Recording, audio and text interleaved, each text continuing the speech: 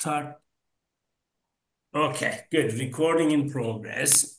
Thank you so much. And here, now I'm going to share the screen for the memorandum between our universities. It was signed in May 14th, and it was signed by David Tan and Yavuz Demir, Dean of your school and rector of our university. And I'm hoping we can collaborate on some project funding related aspect of this project potential. And I'm going to be presenting you my project idea, and I will be sharing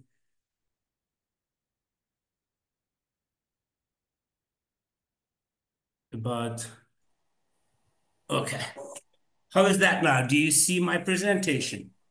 Yes, I can Okay, see that. good. All right. So briefly, I'm going to talk to you about myself. I will introduce myself, my background, my passion, my professionalism, my experience, and then I'm going to present about like um, two projects. The fact that they paved the path towards the potential project idea for Ankara. And at the end, I will conclude with this project prospect in Ankara. Hopefully, we can collaborate on that. Like I also said, Hassan and Sohab Wednesday, I'm good at designing projects. I'm good at coming up with ideas, but I am lacking some experience in funding and writing application for funding and supporting a project financially.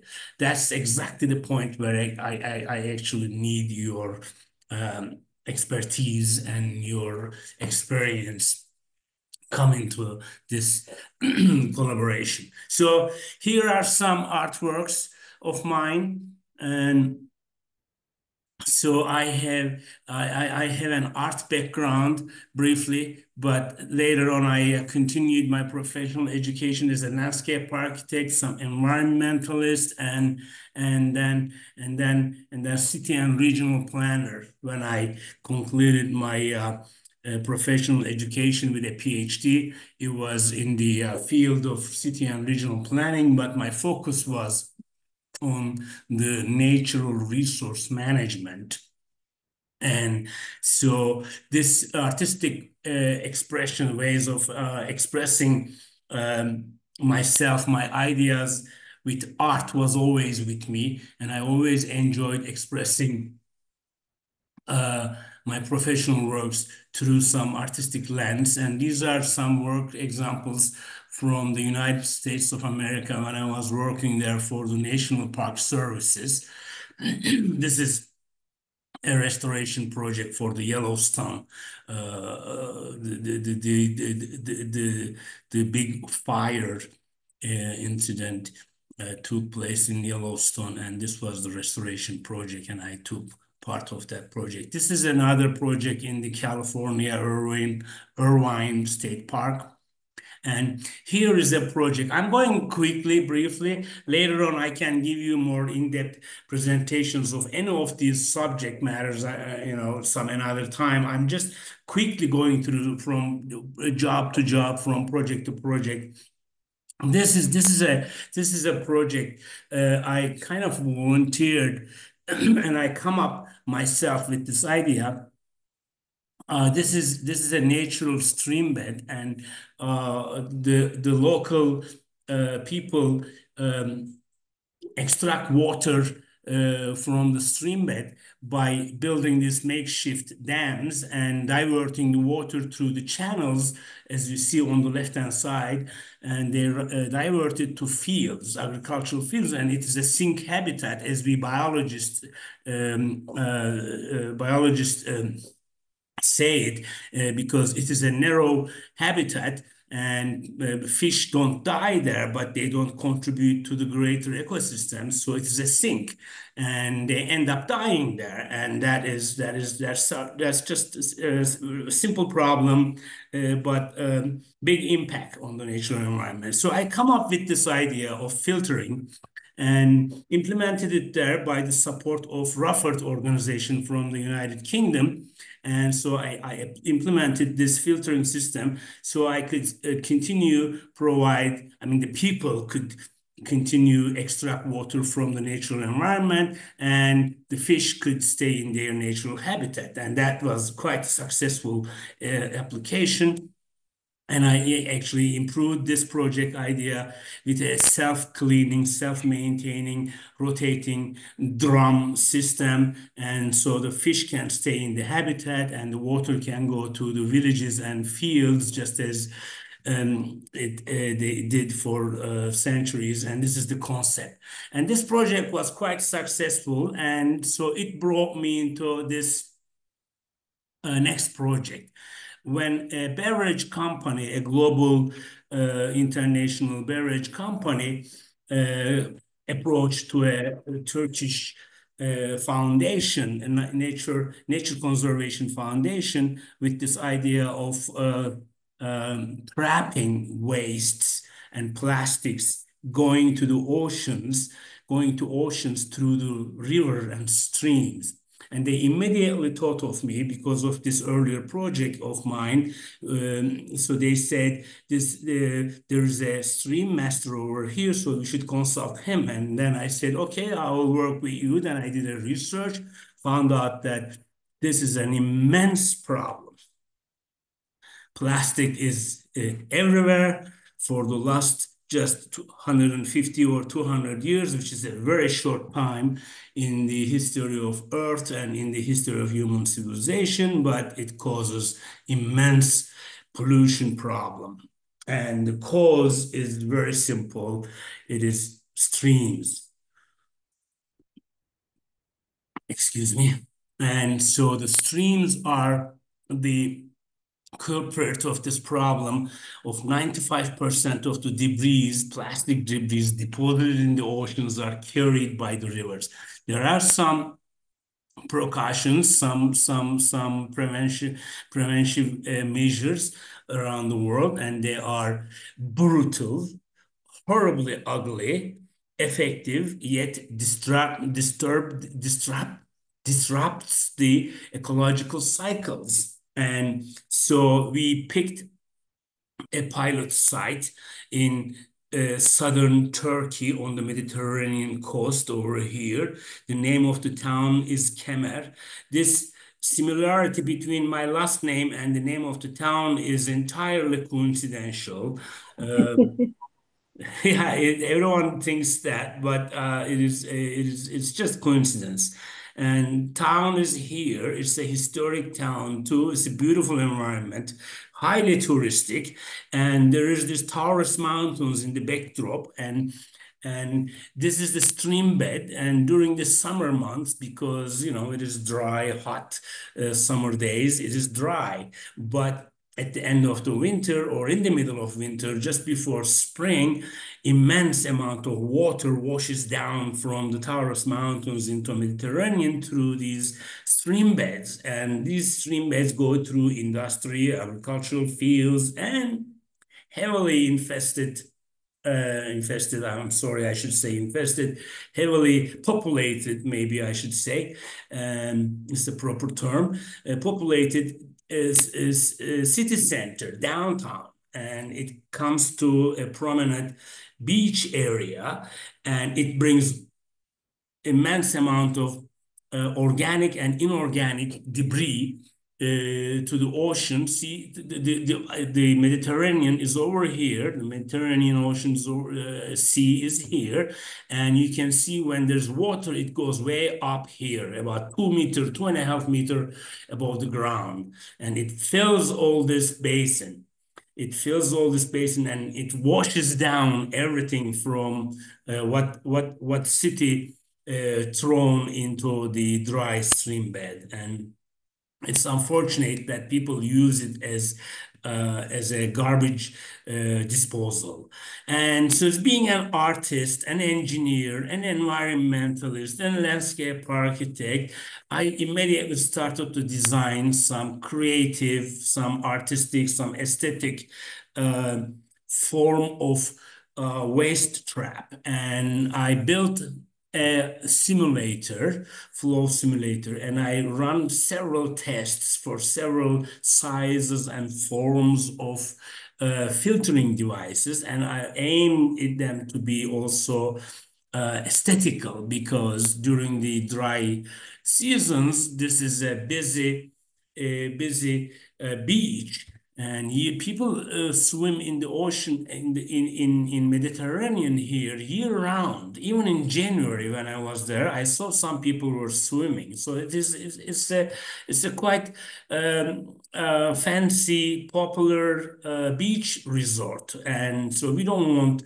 these plastic debris reach into the Mediterranean, not only because of the ecological, environmental concerns, but also many other, urban factors too. So first, I come up with this design, two symmetrical, actually asymmetrically positioned, two identical forms of debris collectors. I actually have a model of it over here. Let me show you here. This is the model, and this front facade is patented. It is preventing the filtering device from clogging too soon, and it accumulates the debris. It starts to collect debris catch the debris from here, and it accumulates it over here at the end, easier to collect. Because of the different sizes of opening on the back side and the front side, it doesn't fill in with the debris inside, and whatever can go in easily can get out from here. And so we don't want the wildlife be I don't want the wildlife to be impacted negatively from this interference on the flow being aquatic system. And okay, I'm back to my presentation. So here is the result. Otherwise, all these debris would be reaching to the Mediterranean, and then at the end, because of the waves, all these debris end up being washed back to the beach, and it is highly difficult to collect them from there, and especially when the plastics sunken in the bottom of the ocean, it is impossible to take them back, almost impossible to take them back. And another down point, when these plastics sunken down in the bottom of the shorelines and or the seabed, they cover the nesting grounds of fish. That's not something we really want, right? And so here is another way of the filtering device work, and it is aesthetical, sculptural. During the dry seasons, they give you this beautiful view. People enjoy it, and when there's debris flowing down to Mediterranean, it captures them, and it allows the wildlife to circulate through as well. Now there's another project, and this one was not implemented, unfortunately. After the success of this project, I was invited by several different towns to do research and design for their problems as well. And this is another resort town in in Mediterranean region, in the southwest corner of Turkey. And this is a bay with a lot of marine life, rowing, sailing, fishing, and many tourist activities. But unfortunately, this stream again brings a lot of debris, and they come up with this quite primitive solution. They put a net over here.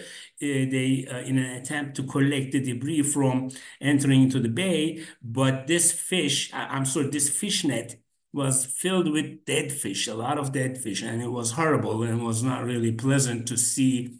This simple device is disrupting the ecological cycles again.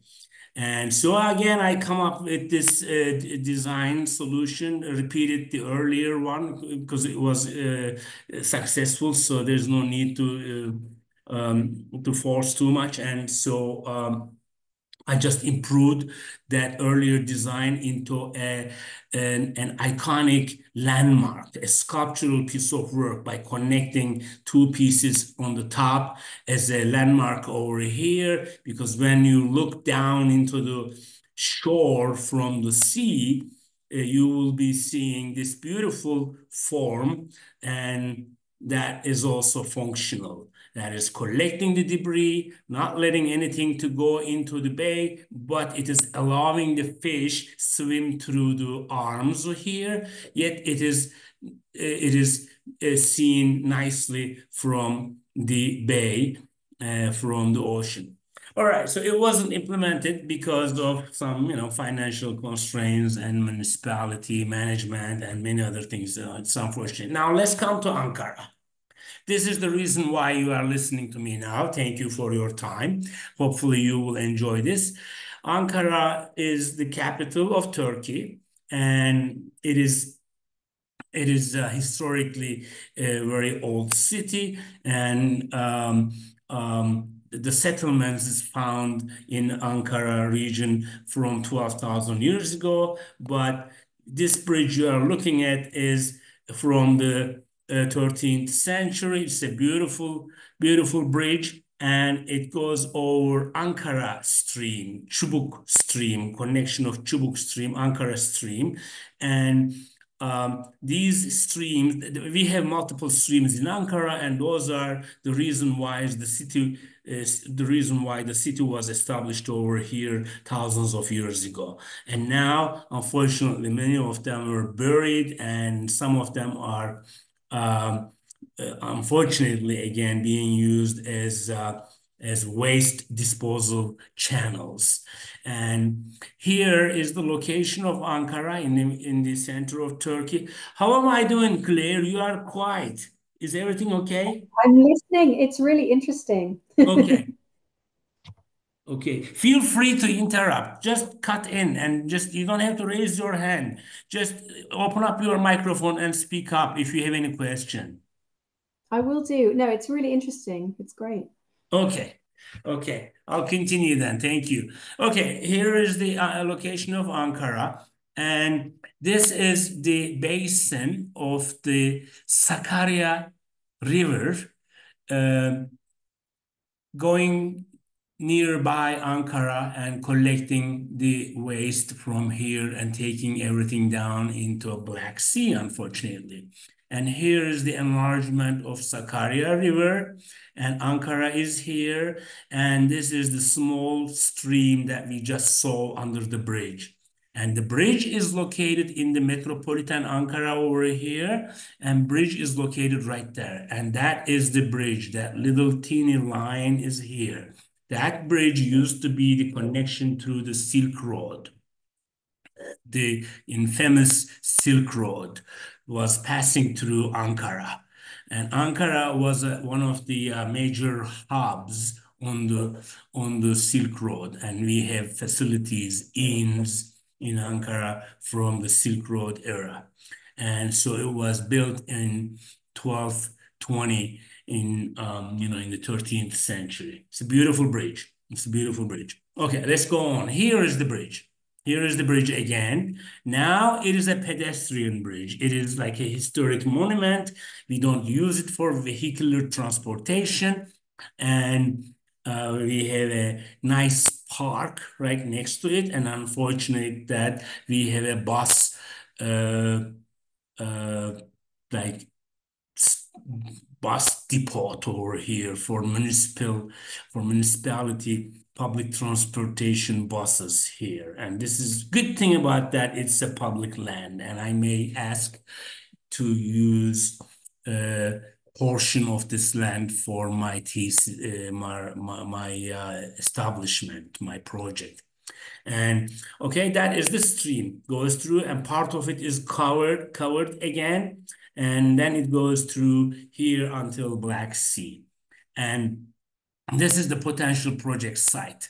This is the area where I'm thinking of building our artwork slash waste trap slash environmental awareness education facility. So I'm thinking of like three, uh, I'm thinking of three tiers, three-dimensional project. And this is a short video. See the way how it is flowing? It's carrying all these waste, debris, macro size waste, garbage, and soluble waste, obviously, in the water too. And I'm going to get to that in more depth, in more detail about the quality of the pollutants, but I just want to give you some brief idea about the quality, velocity of the water and the mechanical pollutants like this. I was there for only half an hour, and it was constantly carrying a lot of debris. And imagine since then until now, tons of waste must have gone. And that is the environment.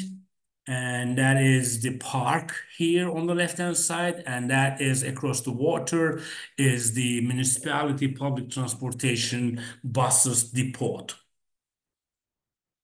And again, from the upper stream, looking downstream, you can see the historic bridge over here downstream.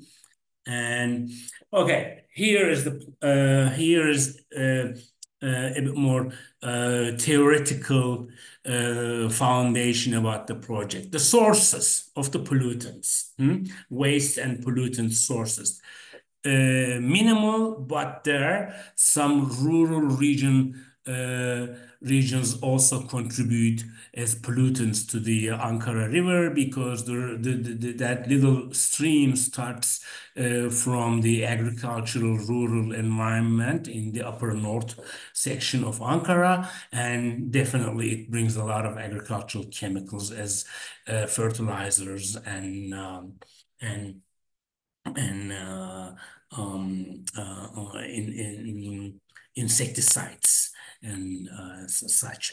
And silt, certainly silt, organic and inorganic silt. Anytime when you have water running through agricultural fields, you have that muddy look, right? It is the the smaller particles of soil definitely joining into the running stream.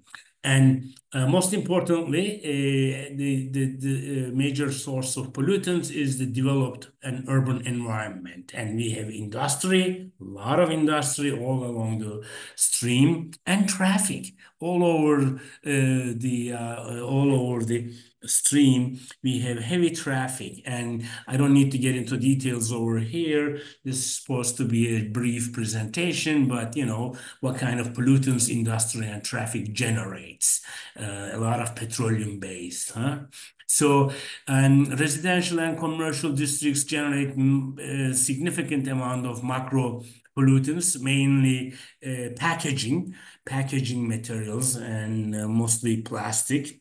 And sewage overflow. Also, although Ankara has a quite advanced sewage system with sewage treatment plants.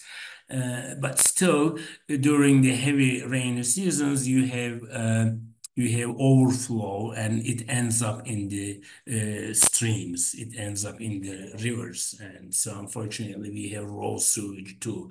And there might be some illegal tappings as well. So surface flow is inevitable. It's inevitable. And many many surface water, significant amount of surface water ends up in streams directly without being treated, without being um, settled. It just washes the entire pollutants of the city into the running streams like this. And so types of pollutants are fossil-based, obviously, oily pollutants, horribly difficult to remove from, and plastic waste and other urban industry generated macro pollutants. It is relatively easier to collect, especially with this earlier project I presented. We can simply implement that and collect these type of macro pollutants. And microparticles, also quite difficult to treat and to remove from the environment with microorganisms and organic wastes and silt sediments. Fortunately, there are some companies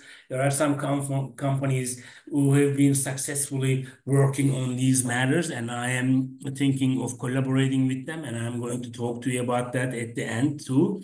And soluble waste, obviously, and we have to find a way for those as well. Okay, and so let's continue towards my draft idea of methods. Because of these all, multiple types, sizes, and nature of pollutants, we have to we have to come up with a combination of multiple methods implemented all together. Again, for three reasons. One is aesthetical, uh, aesthetical um, um, contribution, aesthetical application to the urban environment right next to that beautiful historic city. And second, we have to take care of everything over there with one shot. Unfortunately, there's not a silver bullet who can take care of everything, but we have to come up with a combination of solution that would take care of all these pollutants. And thirdly, but again, as important as the other two factors, two goals, education and awareness, because it's in the center of city and we have multiple numbers of educational institutions from very low, small, early ages to the professional education. We can have an educational institution right there about the environment, about the pollutants. So we can have mechanical screening, geotextile, and biomembrane are just first few uh, terms comes in my mind. And then we can have biological treatment ponds, settlement ponds, and folliculation and coagulation methodologies.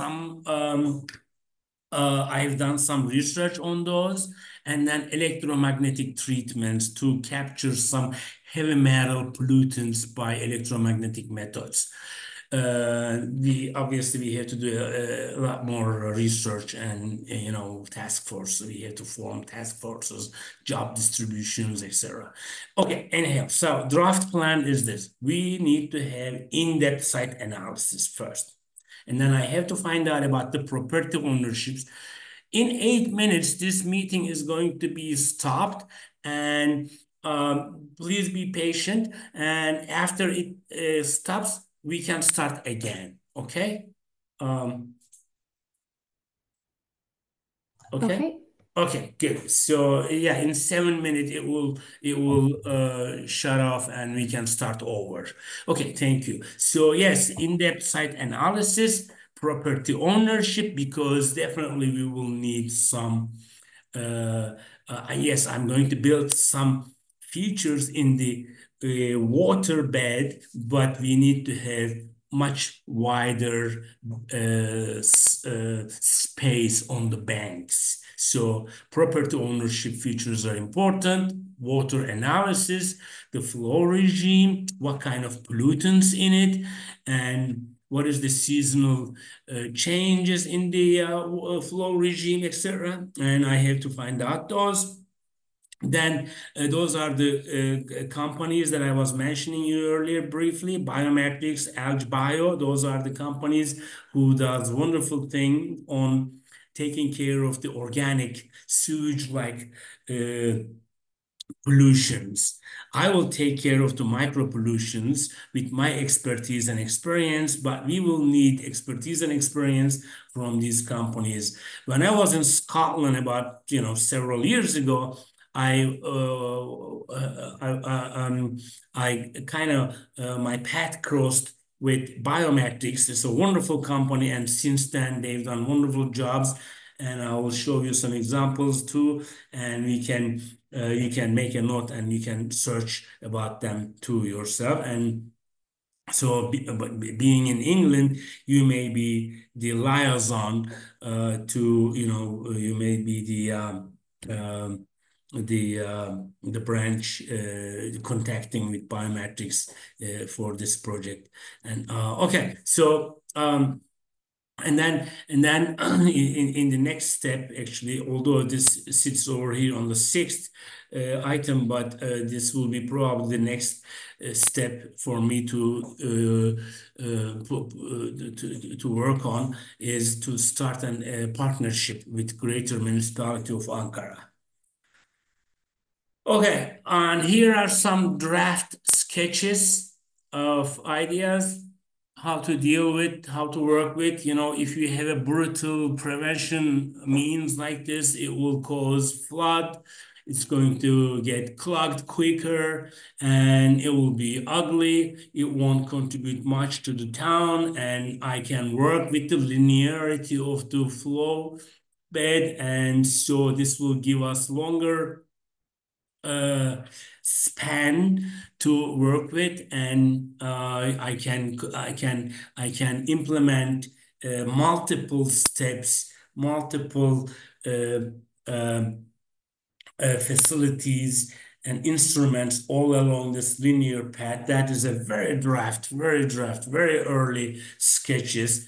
And here is the cross section of some drums collecting and helping the water to settle and rest and silt and filter through the Coanda principle over here. And after you filter the water through here, take them to the next step, which is a pond right there in the middle. And over there, you have biometrics floating islands.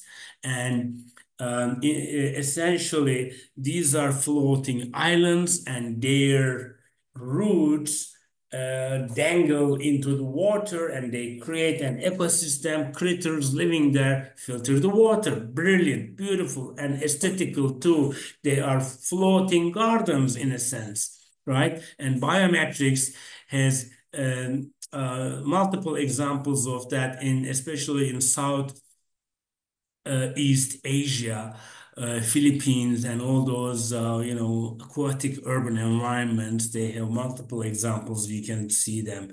And here is another sketch of my idea. I have gate over here. You divert the water through with the help of gate over here. You divert the water from one side to another while you are cleaning and maintaining one side. The water runs through the other side, and then after a period of filtering, then you again use the gate alternatingly. You clean these drums, and floating plants are constantly under the water, and it's beautiful, right? Aesthetical too. Here is a cross section from the biometrics principle. You have ecosystem over here. It's a natural filtering device, just man-made but nature operated. I like that term. I use it for the first time. It's man-made but nature operated. I'm going to make a note of this. And so you witnessed the emergence of a nice term, man-made but nature operated. Okay, here's another cross section of a filtering system. You have macro pollutants collected over here, silt is here, and the water is let go from the above of this little dam after it is settled. This is another, yeah, this is a very early step. Here, you don't capture soluble. Here, you don't capture oil. You don't capture sewage. You only capture over here with the micro and micro mechanical pollutants, but simple and operatable, manageable, easy to maintenance. And those are some other flow tests and sections. And that concludes my presentation. And this is going to stop in 1 minute. And then we can start again. And I was fast this time. Thank you so much for your patience. And I hope you enjoyed my idea, including my background and my experience. What should we That do? sounds, Should I yes, do you stop want, right now and start over? yes, let's do that and then we can Let's have do a that. chat. Thank Yeah. you.